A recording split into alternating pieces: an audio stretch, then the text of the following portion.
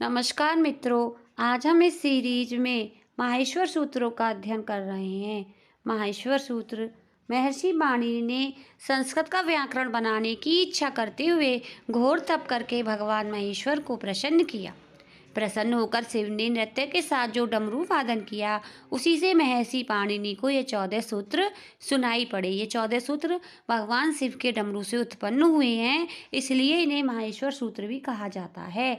नृत्यावसाने नटराज राजो ननाद ढक्काम नव पंचवारम उद्धर्तु कामे सनकादि सिद्धांत एतद विमर्शे शिव सूत्र जालम।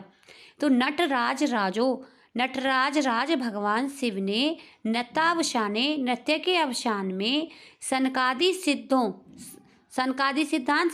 सिद्धों के उद्धर्तु कामे उद्धार की कामना से नव पंचवारम 9 और 5 14 बार ननाद बजाया, ढक्काम डमरू बजाया, एतद विमर्शे जिसमें शिव सूत्र जालम, जिसमें ये 14 शिव सूत्रों का ताना बाना बुना हुआ था।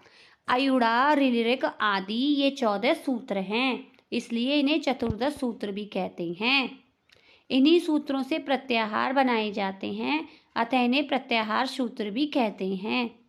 भगवान शिव के डमरू से निकलकर ये पाणिनि को प्राप्त हुए हैं, अतः इन्हें शिव सूत्र या माहेश्वर सूत्र भी कहते हैं। इन सूत्रों में संस्कृत वर्णमाला है, अतः इन्हें वर्ण समाम्नाय सूत्र भी कहते हैं, क्योंकि इन सूत्रों में संस्कृत की वर्णमाला है और इसे वर्ण समाम्नाय सूत्र भी कहते हैं। अब हम देखते हैं चतुर्दश माहेश्वर सूत्र। आयुड़ा ऋलृका एओंगा अयोच हयवरट लड़ यमंगणनम झभे घड़धस जब गड़दस खप छटत चटतप कपया शशर हल। अब माहेश्वर सूत्रों के विषय में हम कुछ चीज़ें देख लेते हैं।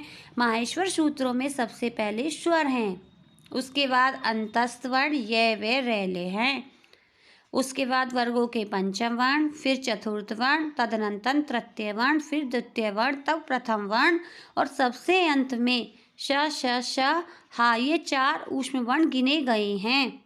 तो सबसे पहले स्वर हैं अंतस्थ वर्ण ये वे रेले, उसके बाद वर्गों के पंचम वर्ण, फिर चतुर्थ वर्ण, तदनंतर तृतीय वर्ण, फिर द्वितीय वर्ण तथा उसके बाद प्रथम वर्ण और सबसे अंत में ऊष्म वर्ण गिने गए हैं। इन चतुर्दश सूत्रों के अंत में जो ड़ा क ङ च आदि व्यंजन वर्ण हलंत है, उनका नाम इत है, यानी जो हलंत व्यंजन हैं उनका नाम इत है। एषाम अंत्या इत है। इन इत्संज्ञक वर्णों का लोप हो जाता है। कुल 14 इत्संज्ञक वर्ण होते हैं। इत्संज्ञक वर्ण कितने होते हैं? 14 होते हैं, लेकिन लड़ सूत्र का आकार भी इत्संज्ञक होता है, इसलिए इत्संज्ञक वर्ण 15 भी कहे जा सकते हैं। लड़ मध्येतु इत्संज्ञक, लड़ सूत्र का जो लड़ सूत्र के बीच में जो आकार आता है वह भी इत्संज्ञक होता है। इत को अनुबंध भी कहा जाता है, अर्थात अनुबंध और इत कर पर्यायवाची हैं।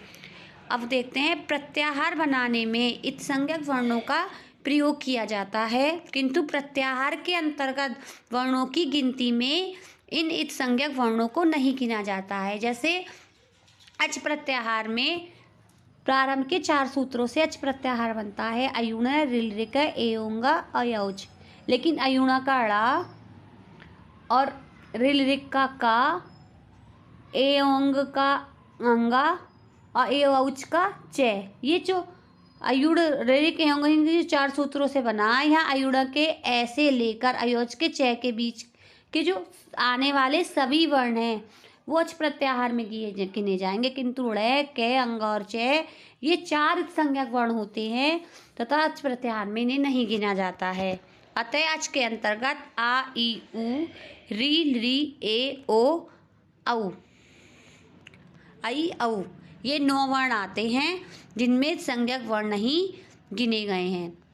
अब देखते हैं माहेश्वर सूत्रों के 5वें सूत्र हैवरट में है वर्ण गिना गया है तथा 14वें सूत्र में हल में भी है वर्ण गिना गया है। तो माहेश्वर सूत्रों में हकार की गणना 2 बार की गई है। अब हम देखते हैं कि माहेश्वर सूत्रों में हकार की गणना 2 बार क्यों की गई है। अट और शल प्रत्याहार में है वर्ण को शामिल करने के लिए, अट और शल प्रत्याहार में है वर्ण को शामिल करने के लिए, तथा अरहेण तथा अधुक्षत आदि प्रयोगों की सिद्धि के लिए, अरहेण तथा अधुक्षत आदि प्रयोगों की सिद्धि के लिए।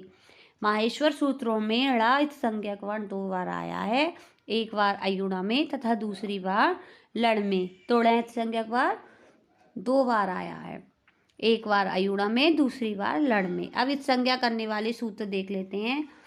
हलंत्यम, सबसे पहले हम देखते हैं हलंत्यम। उपदेशावस्था में जो अंतिम हल होता है उसकी संज्ञा होती है। अब इत संज्ञक वर्णों का लोप करने वाला सूत्र देखते हैं। जिस वर्ण की संज्ञा होती है उसका लोप हो जाता है, इसीलिए अयुण में जो ड़ है और ऋऋक में जो क है उसकी हलंत्यम सूत्र से इत संज्ञा होकर, हलंत्यम सूत्र से तो इत संज्ञा होती है और तस्य लैप सूत्र से उनका लोप हो जाता है। अतः प्रत्याहार वर्णों की गिनती में इन इत संज्ञक वर्णों की गिनती नहीं की जाती। अब देखते हैं उपदेश क्या है। तो उपदेश है, उपदेश आद्योच्चारणम।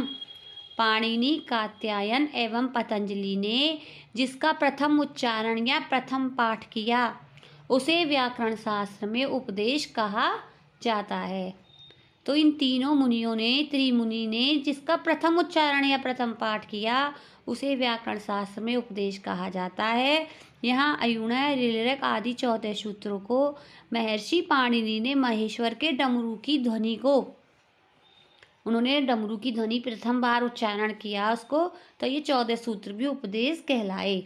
भू आदि धातु, अयुण आदि सूत्र, उड़ादि सूत्र, वार्तिक, लिंगानुशासन, आगम, प्रत्यय और आदेश यह उपदेश माने जाते हैं। कहा भी गया है, जैसे देखते हैं हम धातु, सूत्र, गण, गणोड़ादि, गण, उड़ादि, वाक्य, लिंग अनुशासनम, आगम, प्रत्यय, आदेश, उपदेश, प्रकीर्तिता। प्रकीर्तिता का मतलब है कहा गया है। तो धातु, सूत्र, गण, उड़ादि, वाक्य, लिंग अनुशासनम, आगम, प्रत्यादेश, आदेश, उपदेशा, प्रकीर्तिता। धन्यवाद।